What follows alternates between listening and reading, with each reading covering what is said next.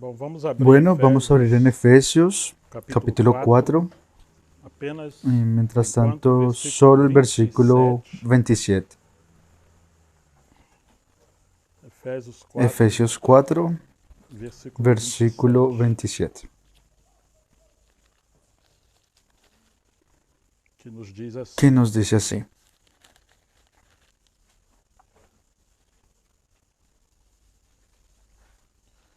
Ni deis lugar al diablo, ou não o deis no lugar des lugar ao al diabo. diablo.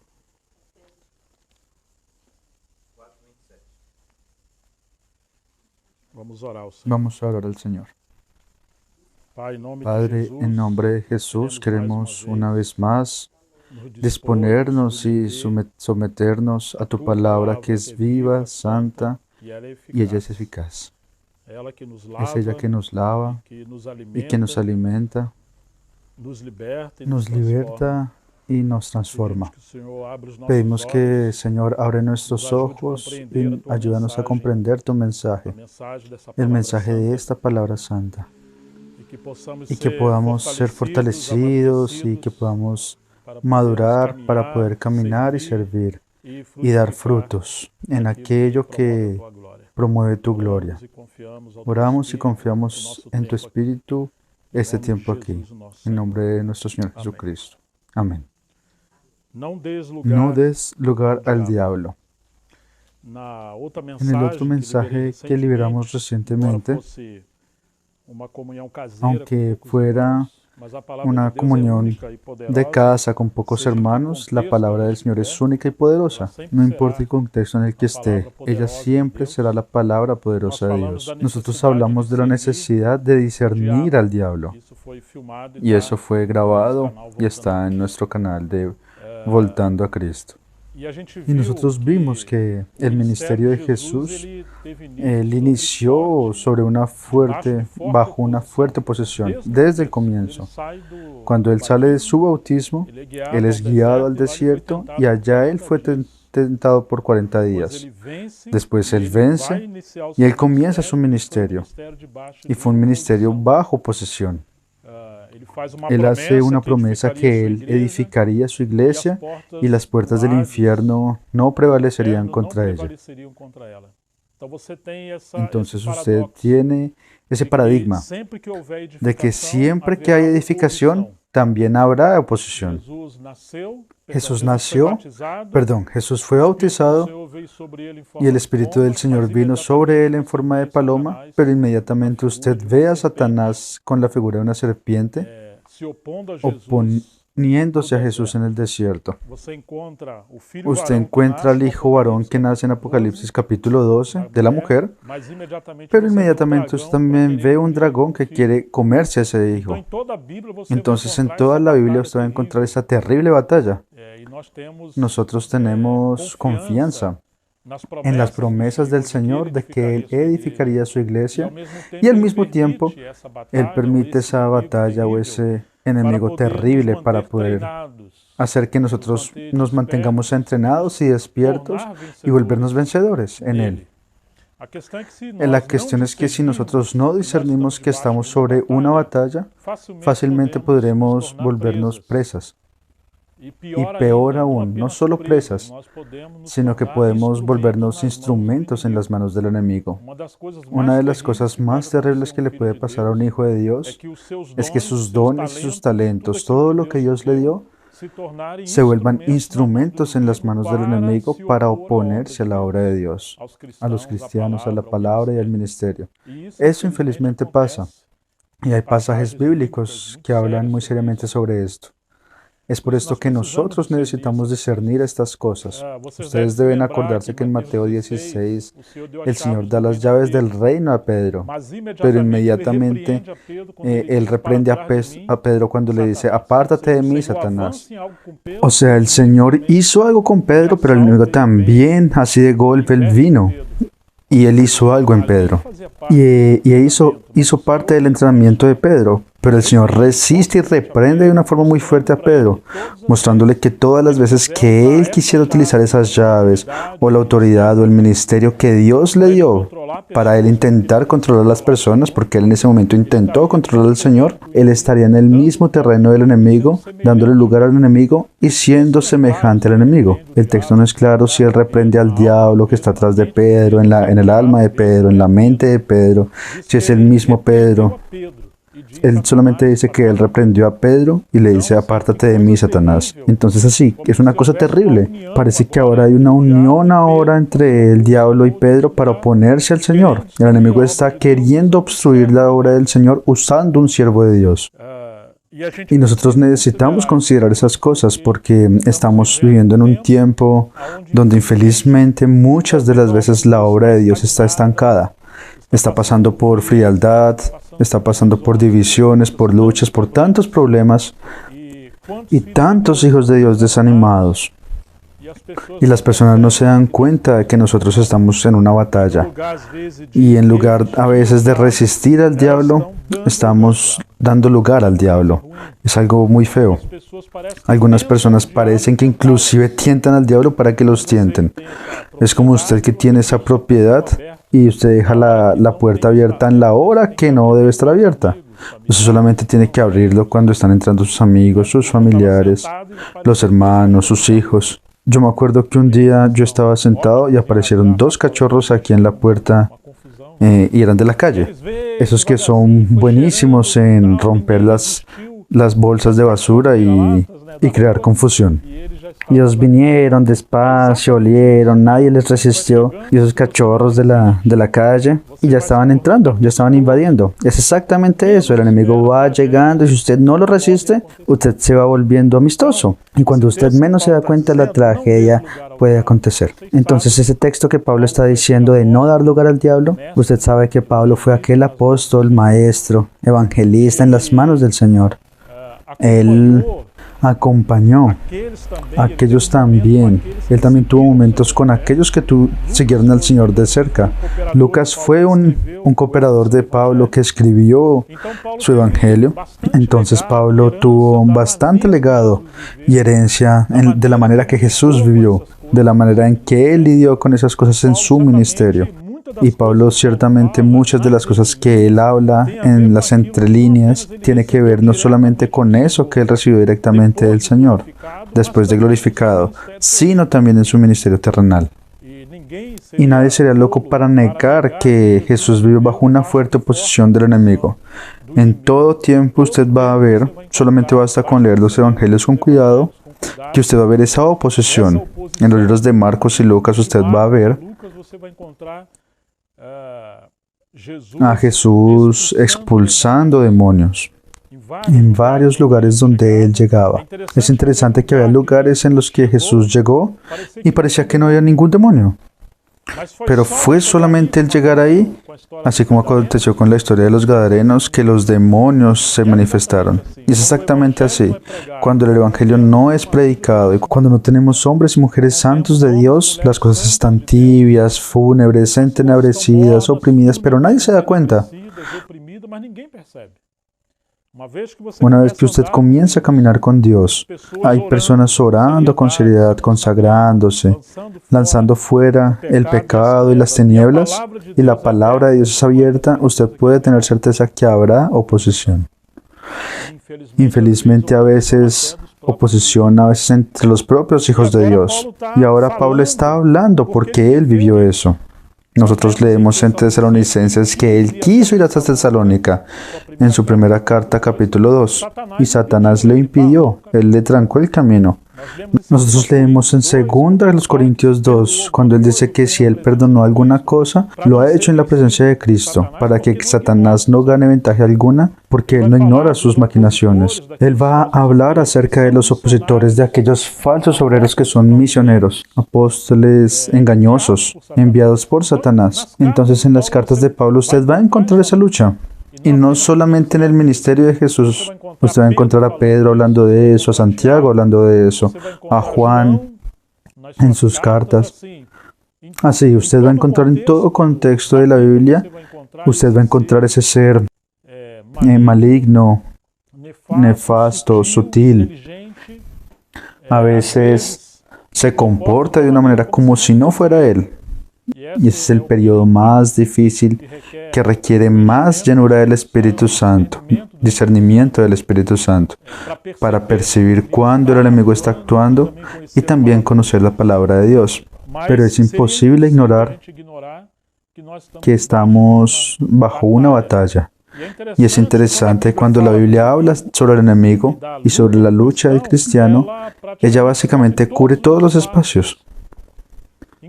Inclusive en el matrimonio.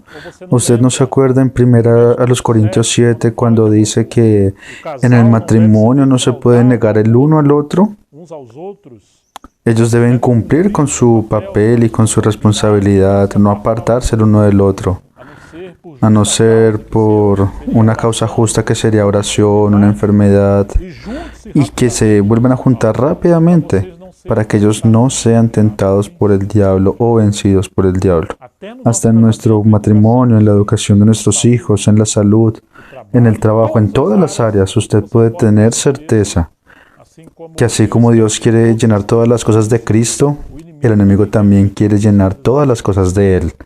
Y cuando nosotros ignoramos, a veces hay cosas que están pasando y usted piensa que es normal, pero usted se va a dar cuenta que eso no está produciendo ni vida ni gloria para Dios. Eso está produciendo muerte y vergüenza para estancación. Y esos son frutos de obras malignas de las tinieblas. Entonces necesitamos considerar esas cosas con seriedad delante del Señor para ser despertados. Es un versículo muy pequeño, el de Efesios capítulo 4, versículo 27. Ni deis lugar al diablo. Está hablando de varias cosas que nosotros debemos hacer, pero una de las cosas que Pablo resalta es no dar lugar al diablo. Ahora deberíamos preguntarnos, ¿pero cómo así? ¿Cómo alguien puede dar lugar al diablo? ¿Existe alguna forma en que sepamos? Sí, hay varias. Tal vez la lista sea innumerable. Pero nosotros vamos hoy a considerar algunas, por lo menos resaltar algunas, y que esto se pueda volver una disciplina para nosotros de cómo tener nuestra vida entrenada en esa batalla para ser soldados valientes, victoriosos, que estemos en la línea del frente, y no soldados postrados y vencidos por el enemigo, moribundos, y que nos volvamos infructíferos y a veces hasta muertos. Vamos a volver un poquito atrás de ese texto, de Efesios capítulo 4, vamos al versículo 17, y vamos ya a comenzar a mencionar algunas cosas que Pablo está resaltando y confrontando después de aquella riqueza de visión celestial que Pablo trajo sobre el propósito eterno de Dios en Cristo. Al mismo tiempo que Él está en las regiones celestes, Él también está lidiando con las cosas de nuestra vida humana, cotidiana. Y claro, es una espiritualidad que cubre todo nuestro ser, pero vamos a ver que ahora Pablo aplica lecciones muy prácticas para nosotros. Y a veces nuestra tendencia es quedarnos en cosas espirituales que no nos confrontan a la obediencia, no nos confrontan al arrepentimiento, no nos confrontan a tener responsabilidad espiritual con las cosas de Dios. Y es esto lo que Pablo va a hacer ahora. El capítulo 4, versículo 17. Esto pues digo y requiero en el Señor. ¿Qué es lo que Pablo va a decir? Que ya no andéis como los otros gentiles, que andan en la vanidad de su mente, teniendo el entendimiento entenebrecido, ajenos de la vida de Dios por la ignorancia que en ellos hay, por la dureza de su corazón. La primera cosa que Pablo resalta es esa batalla posible en la mente del Hijo de Dios. La mente es un terreno de batalla. Como yo escuchaba cuando era bien jovencito, la mente vacía es el taller del diablo.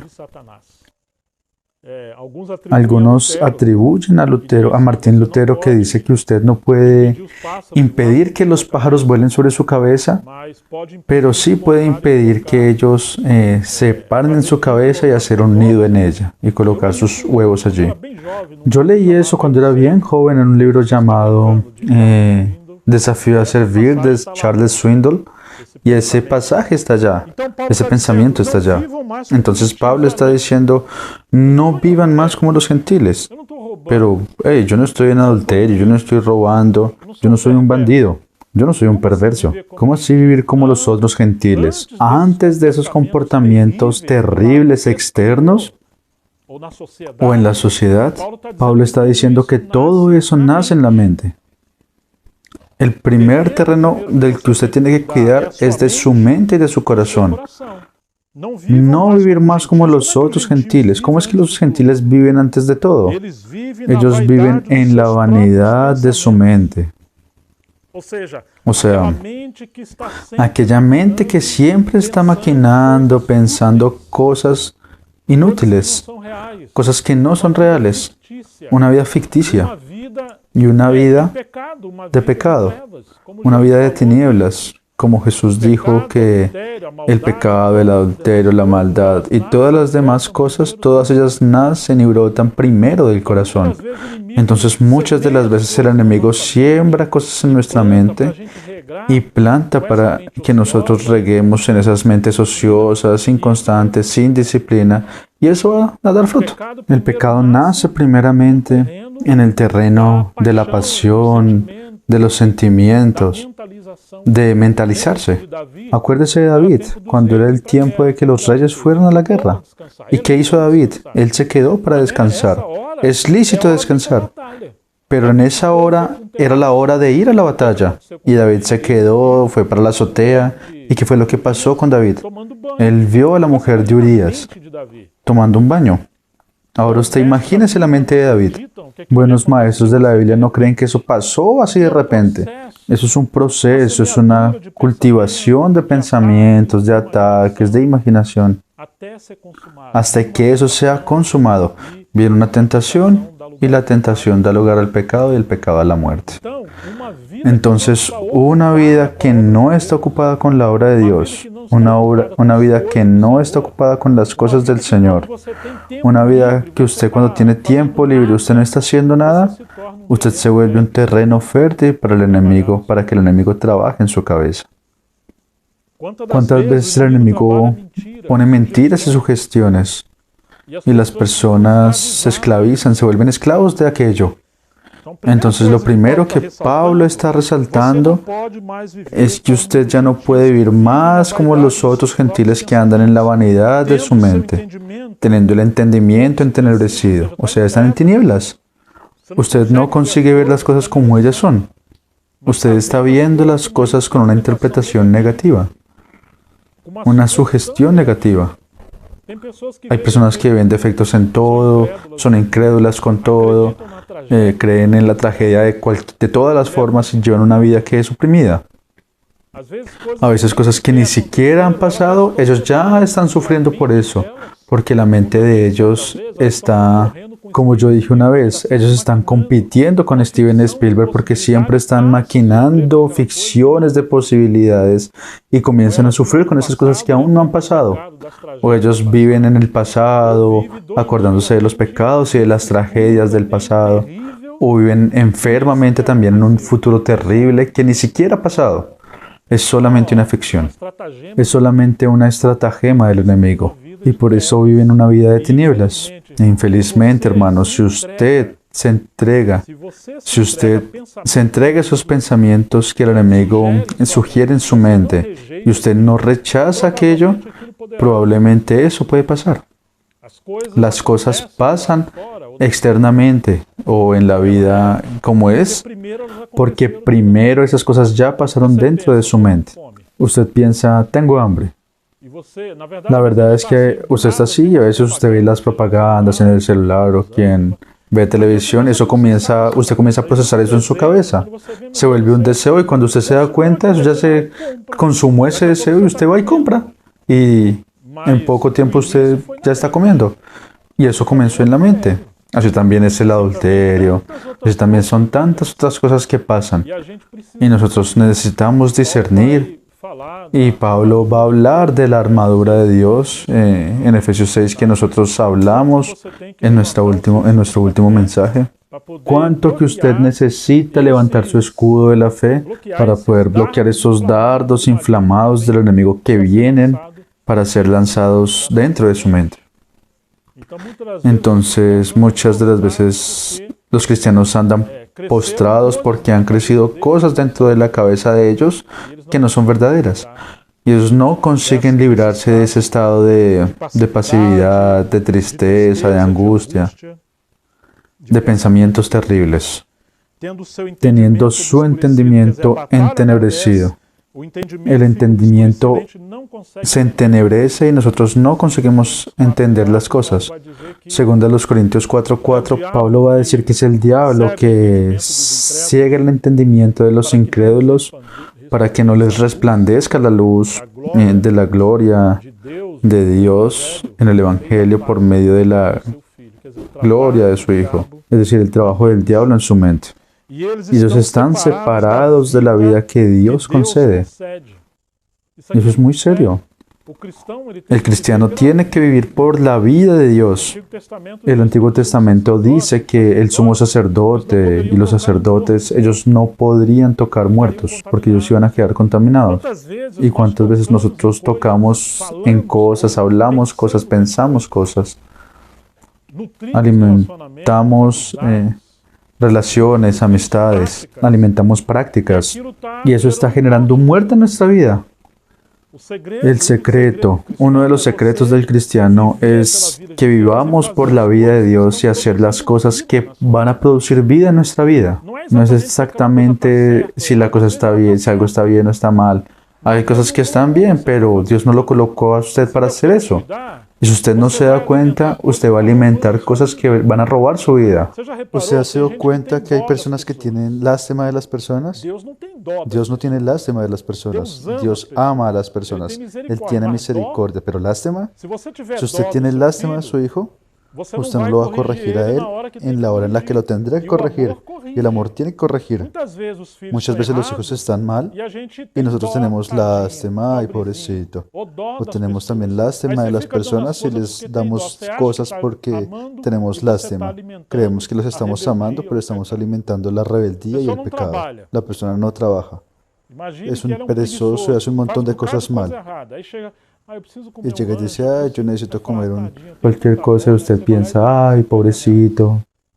Y usted va allá y le da 50.000 pesos. ¿Qué es lo que usted está haciendo?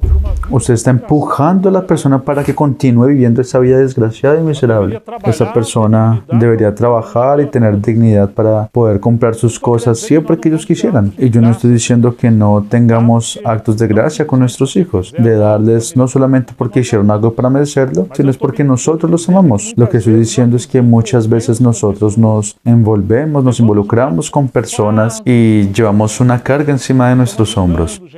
Estamos ayudando a personas y no les podemos decir que no.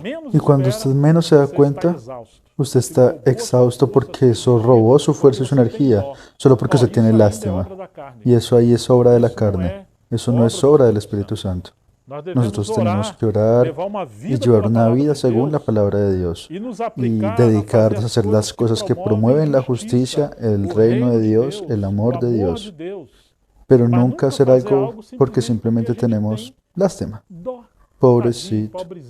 Y la persona está ahí haciendo cosas terribles. Y la manera de amar a veces no siempre, es porque vamos a tener que aplicar disciplina y la persona va a tener que pagar y va a tener que pasar por esa disciplina porque él plantó eso. Si nosotros evitamos que esas personas pasen por disciplina, ellos van a crear raíces en su corazón para tener una vida cada vez más lejos de Dios, cada vez más en el pecado, cada vez más en la desobediencia. La disciplina tiene que ser proporcional al error y al pecado. Si es menor, ella fortalece a la persona en el pecado y en el error. Entonces nosotros necesitamos pensar las cosas que estamos haciendo. Las cosas que estamos haciendo están promoviendo vida y fue la vida de Dios que me impulsó a hacer eso. Y esas acciones son respaldadas por la palabra de Dios. Porque puede ser así como pasó en el jardín del Edén. Usted tiene el árbol de la vida y el árbol del conocimiento del bien y del mal. En aquel árbol del conocimiento del bien y del mal, usted tiene el bien allá, pero es el bien sin Dios. Es el bien sin la vida de Dios. Cuando usted quiere hacer las cosas buenas, pero sin Dios, en aquello, sin que Dios lo guíe, sin que Dios sea glorificado, Dios no está ahí. Eso aún es usted sin la vida de Dios. Y muchas veces las personas están autodestruyendo su matrimonio, su familia, haciendo tantas cosas, su carrera cristiana, porque ellos están haciendo cosas buenas, pero cosas que no solamente Dios no mandó, sino que Dios no aprueba que usted haga eso. Ahora si usted coloca a alguien dentro de su casa, porque simplemente me dio dolor, pobrecito, pero muchos adulterios pasaron de esa forma. Muchos problemas comenzaron así. ¿Cuántos problemas surgieron porque las personas tuvieron lástima? Tenga cuidado con la lástima. Tenga cuidado con esa compasión, que en verdad es una conmiseración, no es compasión. Entonces la vida de Dios es una cosa seria. Porque si usted está haciendo cosas que nacieron en su mente, pero esas cosas lo están apartando de la vida de Dios. Y en cuanto más usted hace esas cosas, más oprimido y angustiado, usted se convierte más lejos, más frío, más desanimado. Usted sabe que eso no es algo que Dios lo está guiando a usted. Muchas veces es el enemigo lanzando cosas buenas para que usted haga. Hay muchas puertas que se abren, muchas personas que se acercan, muchas cosas que pueden pasar que pareciera que fueran cosas enviadas por Dios. Pero usted tiene que hacer esa prueba. ¿La vida de Dios está en eso? ¿Hay fruto espiritual en esto? ¿Dios está siendo glorificado? ¿Yo me estoy aproximando más de Dios? ¿Yo estoy amando más la palabra de Dios? ¿Esto me está llevando a ser más santo o santa? ¿Esto me está llevando a una vida de santidad? ¿O cada vez yo estoy más frío, más distante de la palabra, más distante del Señor? Cosas que yo tenía miedo, hoy estoy un poco más liberal. Y usted comienza a abandonar una serie de valores en nombre de esa cosa buena. Y cuando usted menos se da cuenta, usted está muerto, enterrado en esa cosa buena. Resistid al diablo cuando Él presente esas cosas buenas. Separados de la vida de Dios, teniendo el entendimiento entenebrecido, ajenos de la vida de Dios por la ignorancia que en ellos hay, por la dureza de su corazón.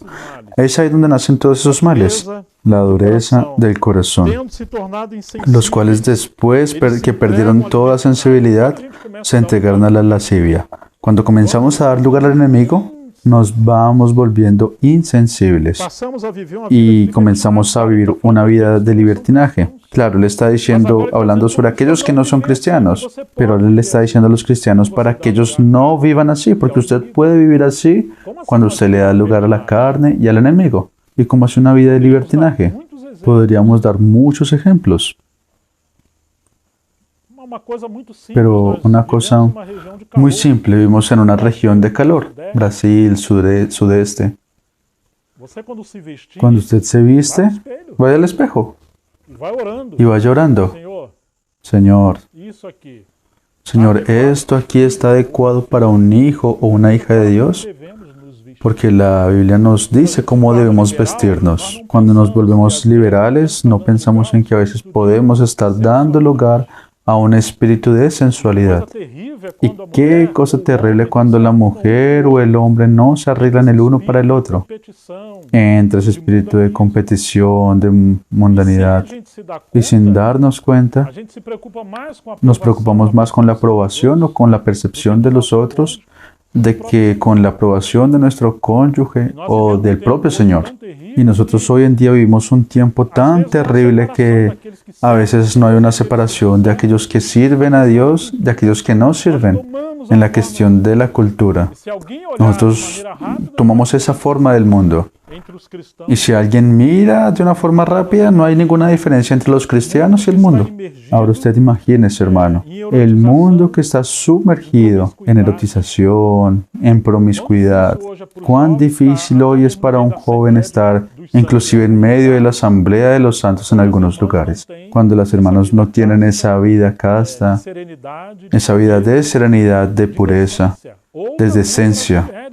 o también para las mujeres y jóvenes solteras. Nosotros debemos considerar que nuestro cuerpo no puede ser un objeto de tentación sexual para otra persona. Usted imagínese que alguien esté codiciando a la mujer de otro. Entonces los maridos también tienen que ser vigilantes. Hijita, usted está muy bonita, pero esa ropa no está decente para aquel ambiente. Está decente aquí dentro de casa para mí, pero para ese ambiente no. Tiene escote, está corto, o está transparente, está muy apretado. Usted es responsable de cuidar de su esposa, marido, y la mujer de cuidar de su marido. Y nosotros cuidar de nuestros hijos. Pero cuando tenemos una vida liberal, nadie se preocupa con eso, porque en el mundo los hombres cuando sus mujeres están semidesnudas, para ellos es mi trofeo. Ellos quieren mostrar que él es el hombre, pero nosotros no podemos tener ese tipo de comportamientos. Eso solo es un pequeño ejemplo, pero nosotros tenemos varias maneras que podemos demostrar esa cuestión de una vida liberal. Pero estamos tocando en algo que es tan, digamos, tan fuerte hoy en día. Y Pablo sigue diciendo ese texto.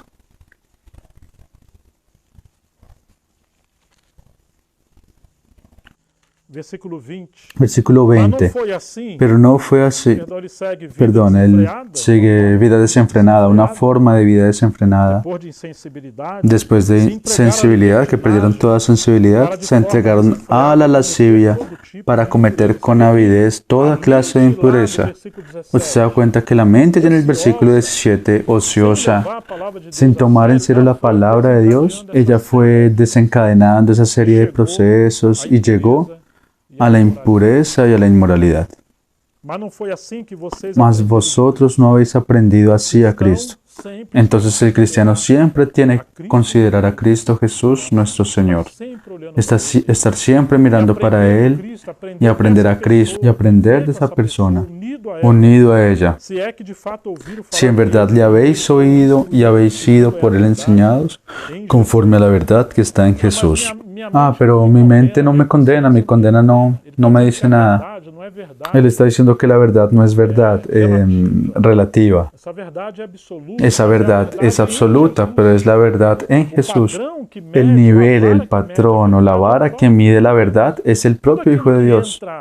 Todo aquello que entra, que confronta la naturaleza de Cristo, el carácter de Cristo, por más que parezca o que esté vestido de verdad, no es verdad. No se separa la verdad de la persona del Hijo de Dios porque Él es la verdad encarnada, conforme a la verdad que está en Jesús. Tenemos que mirar a Él.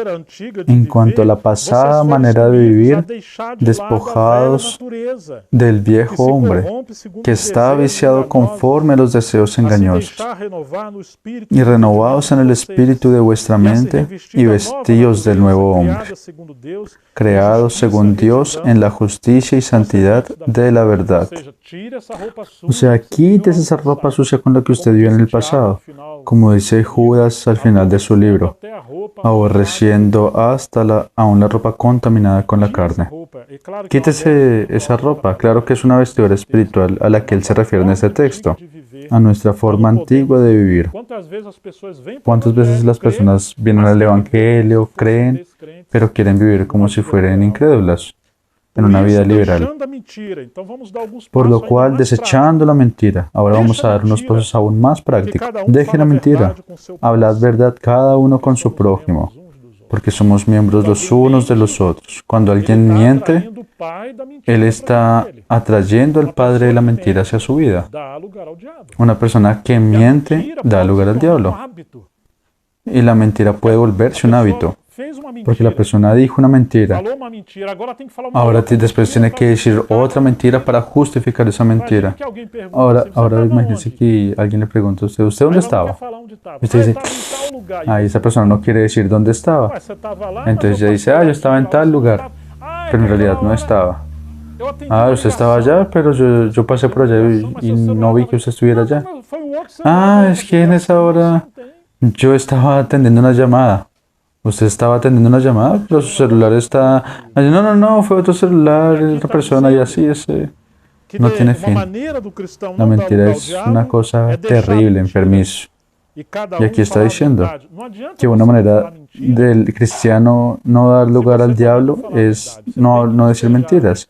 Y cada uno diga la verdad. No solamente es suficiente que no diga mentiras, si usted también no dice la verdad.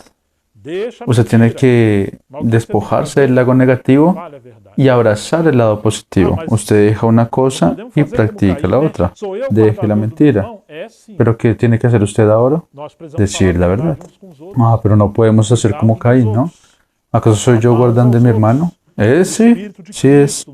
Nosotros necesitamos decir la verdad los unos a los otros, cuidar los unos a los otros, amar los unos a los otros, en el Espíritu de Cristo, en el equilibrio, porque somos miembros de ese mismo cuerpo. Cuidado cuando usted quede airado, porque la tendencia es que cuando quedamos airados es cometer muchos pecados, sea con nuestra boca o practicando cosas que no deberíamos hacer. Entonces la ira, ella convierte el ambiente como en un gatillo que puede desencadenar una serie de problemas en nuestras vidas. ¿Cuántas personas cuando están airadas se ponen a comer de una forma desenfrenada? Otros beben desenfrenadamente. Los otros van para la calle, no sabemos a dónde. Y Pablo está diciendo, si usted se aira, no peque. La ira es un factor humano, pero el pecado es algo abominable. No se ponga el sol sobre vuestro enojo. O sea, no duerma, no vaya a la cama con algo que no esté resuelto. Cuando nosotros, especialmente los matrimonios, tienen problemas que pueden pasar, un malentendido, alguna cosa que no quedó totalmente resuelta. Si usted va a dormir con eso, ¿cuál es la tendencia? En la noche cuando usted se acueste es la hora en la que su mente más trabaja los pensamientos y más cuando los pensamientos comienzan a enraizarse en nuestro corazón. Algunos especialistas en educación, en neurociencia, ellos dicen que en la hora en la que usted más memoriza o en la que los pensamientos más se proliferan en su memoria o en su cabeza, es en la hora en la que usted se acuesta.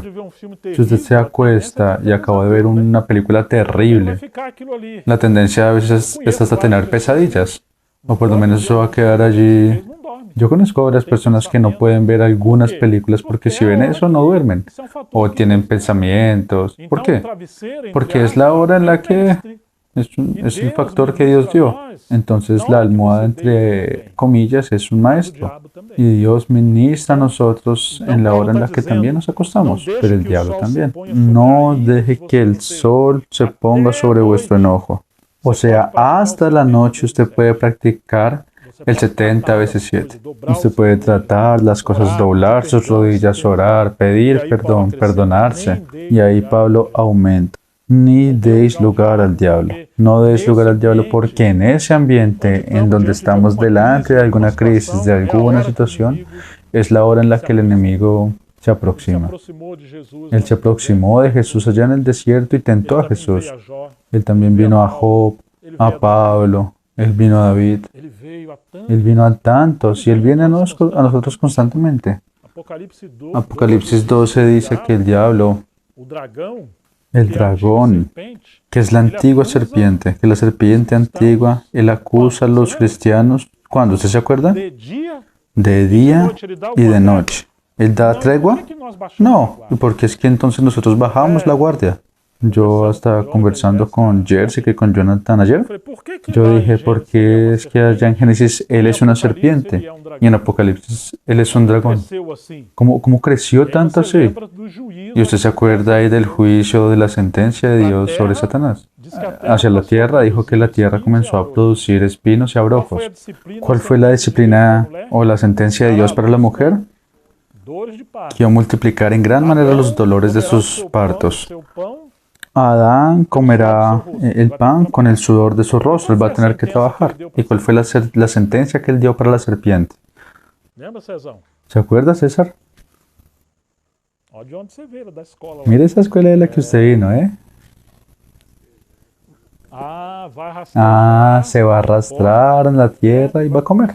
Polvo comerá. Usted sabe que Dios hizo al hombre del polvo de la tierra. Claro que polvo allí es polvo, pero figurativamente la serpiente se alimenta de los pecados, de las desobediencias, de las tinieblas, de la carne del hombre. Hay problemas que comienzan pequeños y van creciendo. Cosas que usted puede matar, pero no resolvió eso, va creciendo y de aquí a poco eso se convirtió en un dragón. ¿De acuerdo? Entonces no des lugar al diablo. Tolerancia cero para el pecado. Corte las cosas del mal por la raíz. ¿Cuántas veces nosotros alimentamos pequeñas cosas? A veces ese pensamiento pequeño, esa cosita que nosotros vimos y eso ahora está tomando el control de nosotros. Y él sigue diciendo, el que hurtaba, no hurte más. Usted paró de robar, el cristiano o cualquiera que sea. Es un acto maravilloso. Pero ahora, ¿qué tiene que hacer esa persona? Por el contrario, él tiene que trabajar, porque si él robaba y no roba más, él ahora va a quedar ocioso. Él va a tentar al diablo para que lo tiente.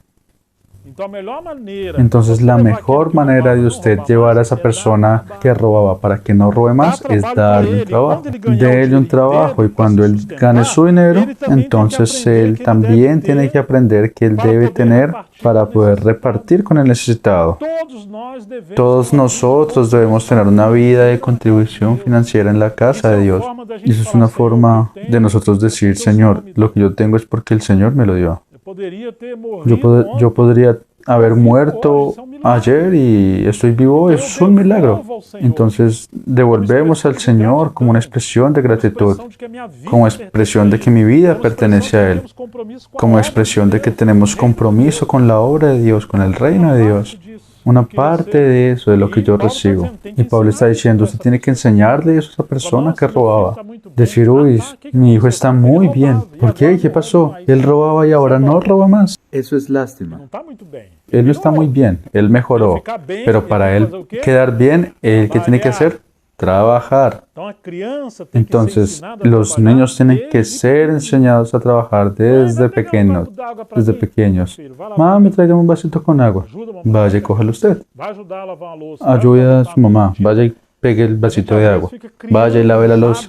Vaya y ponga las cosas de la mesa. Nosotros a veces creamos algunos hábitos como tipo un comunismo de las cosas en que los padres son obligados a hacer todas las cosas así mientras que los hijos son intocables. Los príncipes y las princesas, y cuando ellos crecen, muchas veces ellos no quieren trabajar, pero somos nosotros los que cometemos errores haciendo cosas que nuestros hijos deberían hacer. Y en la iglesia tiene que ser así también. Nosotros debemos animarnos los unos a los otros a servir en lugar de hacer todo por los hermanos. Todo el mundo tiene que encontrar el medio. Versículo 29. Ninguna palabra corrompida salga de vuestra boca. Eso es muy bueno, pero entonces, ¿qué tiene que hacer?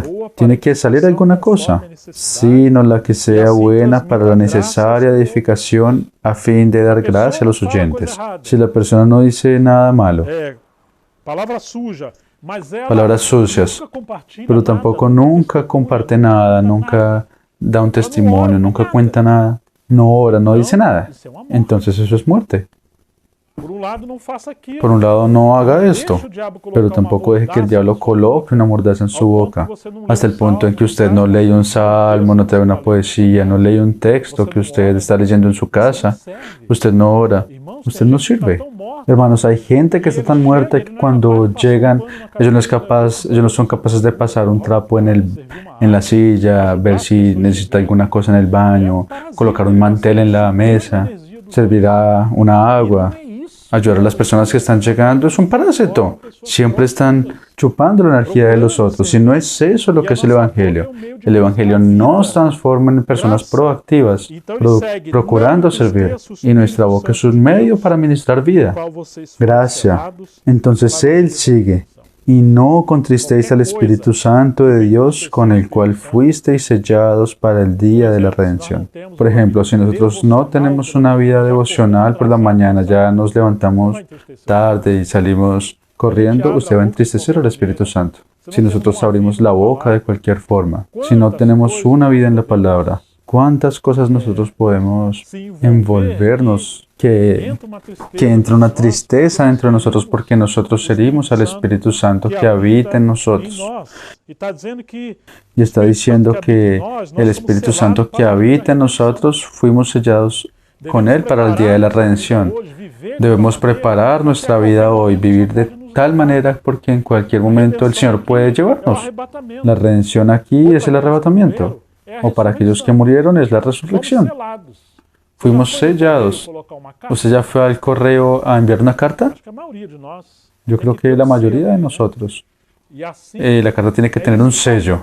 Y es eso lo que Pablo está diciendo. El Espíritu Santo es un sello de que cuando el Señor vuelva, usted va a ser llevado para su destino, el reino de Dios. Entonces usted no puede vivir una vida hoy. Nosotros no podemos, como si el Señor no fuera a volver, como si nosotros fuéramos una carta sin sello, viviendo una vida desenfrenada, descomprometida, y de cualquier manera.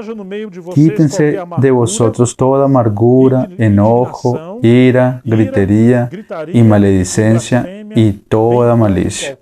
El Espíritu Santo también se entristece de forma colectiva cuando la Iglesia no cultiva una vida sobre el ministerio del Espíritu Santo, de obediencia, de santidad, de compromiso con la palabra, con el servicio.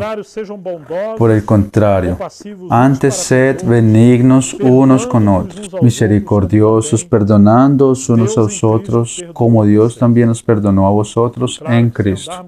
Claro que si andamos juntos, a veces van a pasar cosas. Por eso Pedro pregunta, ¿hasta cuántas veces tengo que perdonar a mi hermano? 7 veces, que ya era, digamos, un número máximo de los judíos. Y dice, no 7, pero sí 70 veces 7. Venir a una reunión una vez a la semana es una cosa, pero ahora vivir como una comunidad, como una familia, una vida estrecha, nosotros podemos, inclusive, aunque no de propósito, podemos cometer errores, pecar, herir, decir cosas que no debería haber dicho, exigir, airarme. Nosotros podemos hacer muchas cosas o poder ser negligentes con cosas que deberíamos hacer pero no hacemos. Así como el diente puede morder a la lengua porque está cerca pero no lo hace de propósito, así también puede pasar. Entonces, ¿ahora qué vamos a hacer? No, yo estoy sintiendo de parte de Dios parar de reunirme. No, yo estoy sintiendo de Dios mejor dar un tiempo. Yo creo que yo no le gusto mucho a esa persona. Él habló con uno, habló con el otro, pero conmigo él no sabe. El enemigo comienza a sembrar esas niñerías en nuestra cabeza, en nuestro comportamiento. Y Pablo está diciendo que la manera en la que nosotros debemos lidiar con eso es decir la verdad, perdonar, olvidarnos y proseguir, caminar unos con los otros. Pablo va a decir varias cosas que podríamos aplicar. Y una de ellas es la submisión. Y él dice que nosotros vamos a llenarnos del Espíritu Santo cuando nosotros nos sometamos los unos a los otros. En el Señor, las mujeres a sus maridos, los más jóvenes a los más viejos los unos a los otros. Y el Espíritu Santo quiere llenarnos, quiere darnos esa gracia para poder agradar al Señor y que así el enemigo se quede por fuera. El episodio que pasó en Hechos capítulo 5. ¿Quién se acuerda qué fue lo que pasó en Hechos capítulo 5? Ananías y Zafira. Pedro hace una pregunta para Ananías antes de que Ananías muriera. ¿A ustedes que les gusta ese jueguito de la Biblia en acción, de preguntas y respuestas? Entonces vamos a ver. ¿Qué fue lo que Pedro le dijo a Ananías antes de que Ananías muriera? ¿Qué fue el motivo de la muerte de Ananías?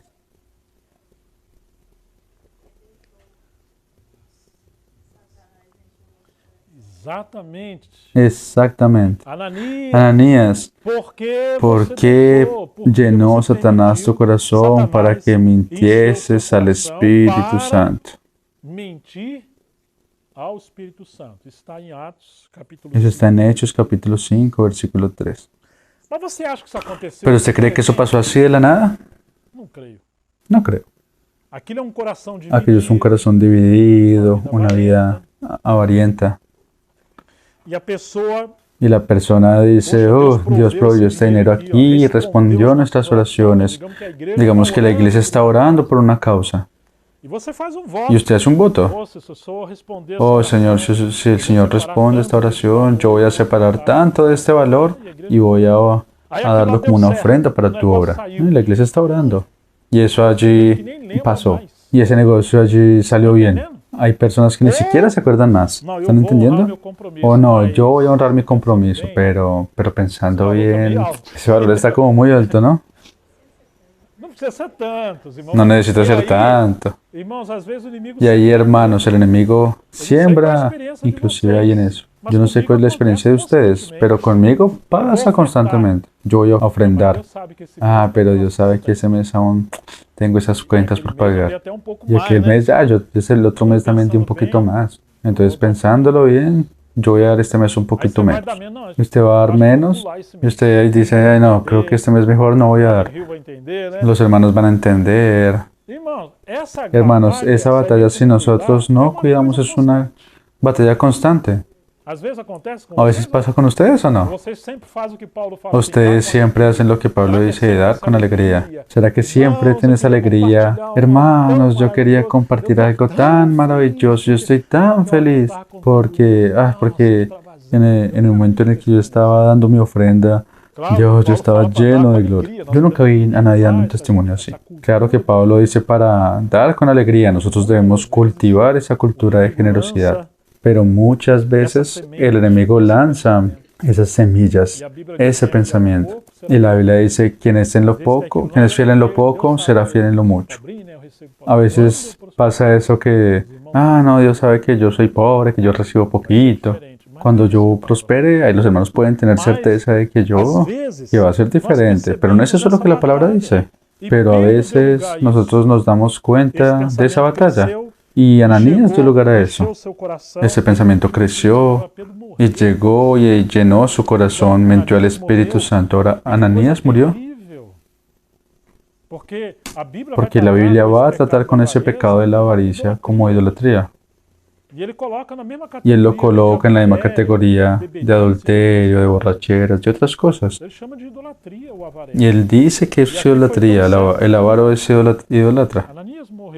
Y es tan serio que aquí Ananías murió. Porque usted después va a ver que la iglesia nunca más fue como antes. Él cometió un pecado terrible. Otra forma. La primera categoría que yo estoy colocando ahora después de hablar de Efesios, lo primero es la avaricia. ¿Cuántas veces damos lugar al diablo en la avaricia y muchas veces tenemos nuestra vida tan desajustada financieramente con tantos problemas?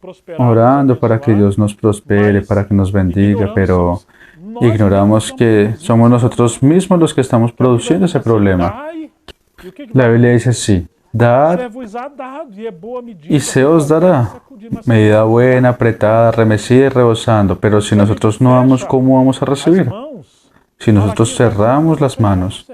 Malaquías dice que nosotros vamos a cerrar los cielos. Porque aquellos que contribuyen, Dios abre las ventanas del cielo. Ahí nosotros inventamos alguna disculpa, que en aquella época era el diezmo. Y que ya no estamos bajo la ley, pero no es eso de lo que está hablando. Está hablando del principio de honra, de generosidad, de contribución, de responsabilidad. Bueno, otra forma en la que también podemos dar lugar al enemigo es la falta de compromiso. El libro de Hebreos capítulo 10, 25 dice, no dejando de congregarnos como algunos tienen por costumbre, sino exhortándonos y tanto más, cuánto ves que aquel día se acerca. ¿Cuántos cristianos están diciendo para sus hijos, mire, aquella fiesta, aquel cumpleaños, su sueño, porque está lloviendo, su descanso, aquel parque, eso es más importante que la reunión, de que el día del Señor, de que la reunión? ¿Está entendiendo? Y mañana estamos diciendo, ay hermanos, oren por nuestros hijos porque están como medio lentos. Hace un mes que no se reúne, hace 2 meses, hace 3 meses y, claro, aprendió cuando era pequeño, cuando los padres no eran serios en reunirse, en preparar a sus hijos para adorar al Señor. No deje de congregarse. El Señor es digno de nuestra oración. Eso es un culto para Él. Pero muchas veces nosotros no tenemos compromiso y eso es una forma de rebelión, de sujetar nuestro ser y todas las cosas para servir al Señor.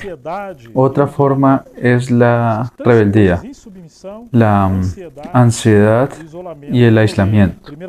Esas tres cosas, la rebeldía, la ansiedad y el aislamiento. Voy a leer 1 de Pedro 5 a partir del versículo 5, que dice así: Igualmente, jóvenes, estad sujetos a los ancianos y todos sumisos unos a otros, revestidos de humildad, porque Dios resiste a los soberbios y da gracia a los humildes. Por naturaleza nosotros somos rebeldes, pero Él nos está llamando a someternos, a vivir una vida nueva y a cultivar esa humildad de ser sumisos. Porque Dios resiste a los soberbios, y una de las formas en las que Dios resiste a los soberbios es quitando sus manos de protección.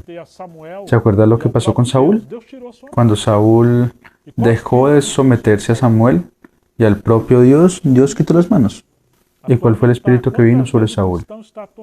Fue el enemigo, a atormentarlo. ¿Cuántas veces el cristiano está atormentado, está angustiado? Porque la rebeldía, el orgullo, nos lleva a ese ambiente de opresión maligna. Humillaos pues bajo la poderosa mano de Dios, para que Él os exalte cuando fuere tiempo. A veces estamos pasando por tribulación.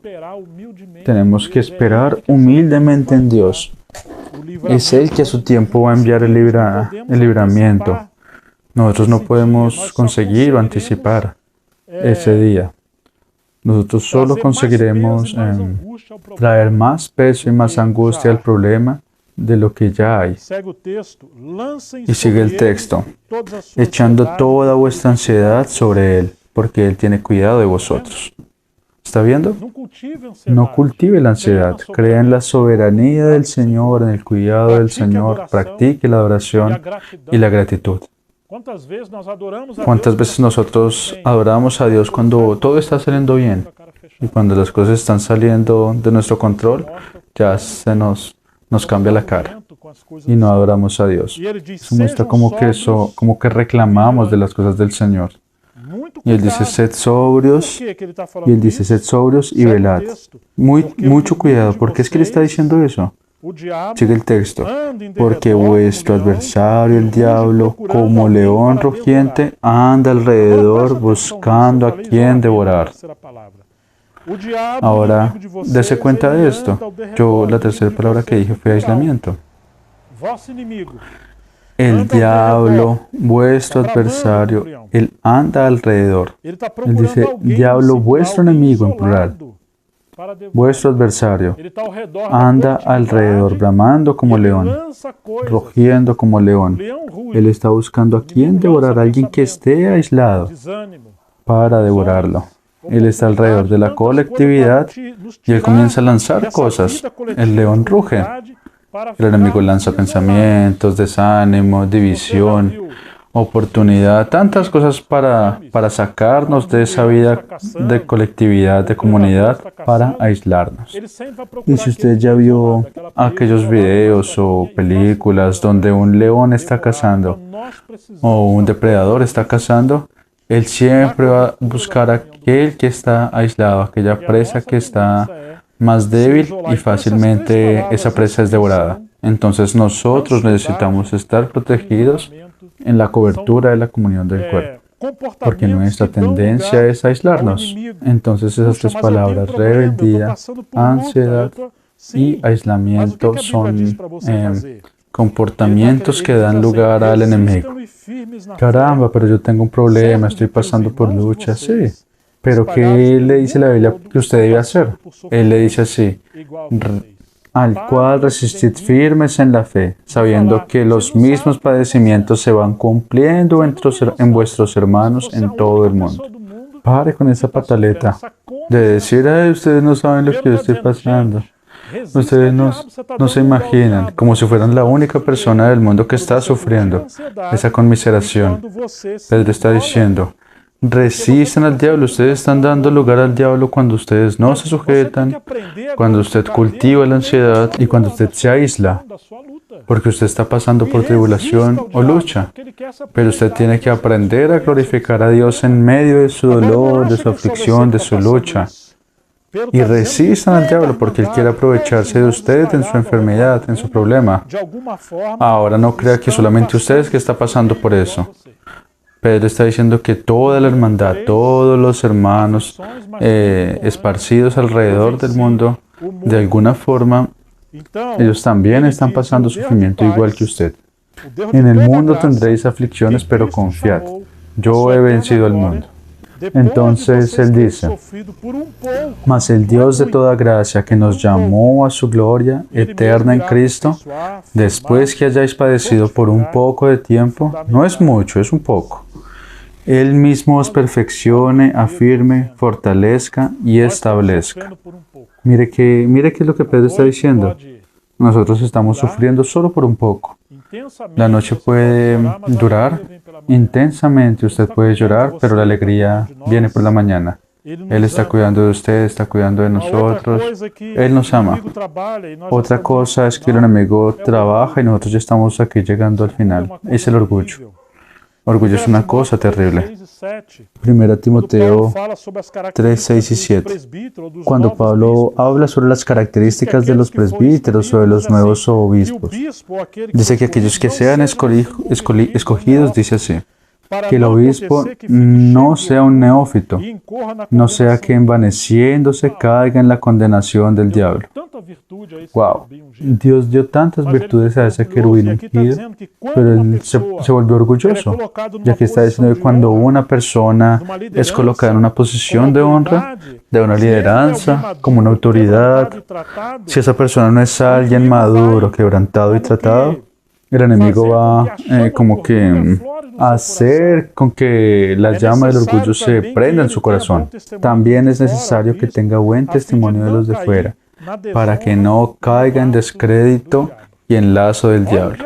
Mira el diablo ahí, mirando a los ancianos, mirando a aquellos que sirven, mirando a aquellos que tienen llamado para el ministerio desde jóvenes, para que ellos caigan en el orgullo y usar alguna cosa con la que el enemigo pueda destruirlo. Por eso es que es tan importante estar debajo de sumisión, de mentoría, de aconsejamiento, para que todos seamos guardados. Y en último lugar, uno de los pasajes más duros de 2 de Timoteo que voy a leer ahora, que nace con la competencia y con la oposición en el corazón.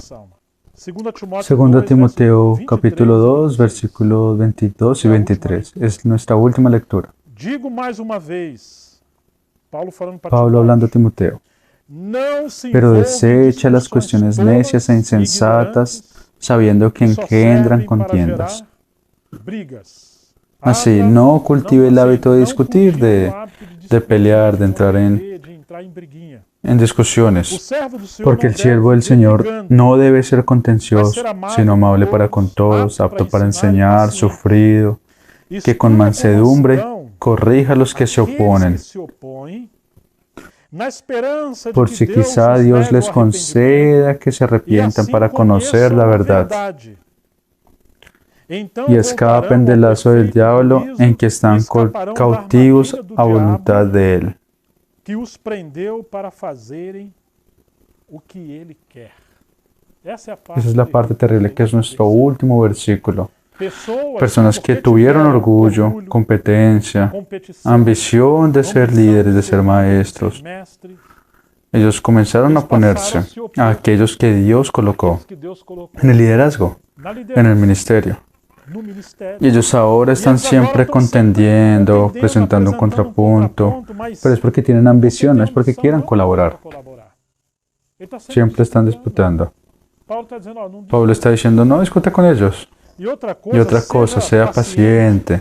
Instruya a esas personas con mansedumbre, a los que se oponen. Y usted tenga esperanza de que Dios los lleve al arrepentimiento y quizás sí conozcan la verdad, porque parece conocimiento, pero no conocen. Entonces conocerán la verdad y escaparán del lazo del diablo. ¿Cuál trampa? El diablo los cautivó para hacer lo que él quiere. O sea, lo que el diablo quiere hacer la iglesia, él va a escoger a personas con su corazón incorrecto, ambicioso, divididas, con tendencia de pelear, con tendencia de de siempre estar cuestionando todo, presentando errores. Y esas personas van a ser manipuladas y usadas por el diablo. El enemigo siembra cosas en la mente y las personas no se dan cuenta de eso. Y es interesante que está diciendo que ellos no conocen la verdad. Porque se acuerda como Pablo dijo, la verdad que está en Jesús. Los fariseos conocían en parte la verdad, pero Jesús decía, en verdad, en verdad, en verdad. La verdad no puede solamente estar en nuestra cabeza. La verdad necesita estar impregnada en nuestra vida, constituyendo nuestra alma y nuestro corazón, para vivir en el Espíritu de Cristo. Porque si no, nosotros vamos a usar la verdad como una arma, yo digo la palabra de Dios, para acabar hiriéndonos y generando destrucción y muerte en la propia iglesia. Entonces, queridos, Efesios 4:27, no deis lugar al diablo. Son muchas formas que podríamos dar. En la semana pasada el título fue discerniendo al diablo o el enemigo. Esa semana será no des lugar al diablo. Y esos son a veces exhortaciones que posiblemente no nos gustaría ni hablar, ni decir, ni escuchar. Ni hablar, ni escuchar. Y hay tantas cosas que vamos a decir así, más placenteras, para que nosotros pudiéramos exponer o predicar, pero nosotros necesitamos considerar que estamos en una guerra. Y si nosotros no consideramos que estamos en una guerra y tenemos a un enemigo tenaz, entonces nosotros podemos ser una presa fácil y cuando despertarnos, ya es muy tarde. Fuimos abatidos, hogares fueron destruidos, hermanos se perdieron, personas se desanimaron en el camino. ¿Ustedes ya vieron eso? Y qué dificultad para volvernos a congregar. Divisiones y tantas cosas pasando. Que el Señor nos guarde en su presencia y nos ayude a discernir al enemigo y resistirlo en la fe. Vamos a orar al Señor en nombre de Jesús. Amén. Padre, en nombre de Jesucristo queremos agradecerte porque tu palabra nos cerca de todos los consejos, de todas las advertencias para poder vivir una vida santa y victoriosa, tanto en nuestra vida individual como también en nuestra vida colectiva de iglesia, para ser un pueblo que conozca a su Dios y prevalezca y sea fuerte. Pedimos que el Señor avive su obra en nosotros, que nos lleve a la madurez y que también nos lleve a liberar a los cautivos. Por el poder del Evangelio, ayudar a las personas, animar a las personas y que el Señor pueda tener frutos a través de nuestras vidas. Nosotros reprendemos y rechazamos todas las obras del enemigo que ha batallado contra nuestras almas, contra nuestros hogares, contra nuestra familia, contra la asamblea de los santos, contra tu obra. Oh Dios, guarda nuestra casa, nuestra salud, nuestros negocios. Guarda tu pueblo. Que en todas las cosas el Señor sea glorificado. Nos ayuda a tener una mente santa, un devocional constante, una vida sumergida en la palabra, una vida de oración, una vida que sirve al Señor, practicando las buenas obras y los servicios cristianos que el Señor ha colocado en cada uno de nosotros. En nombre de Jesús nosotros oramos y te agradecemos. Amén.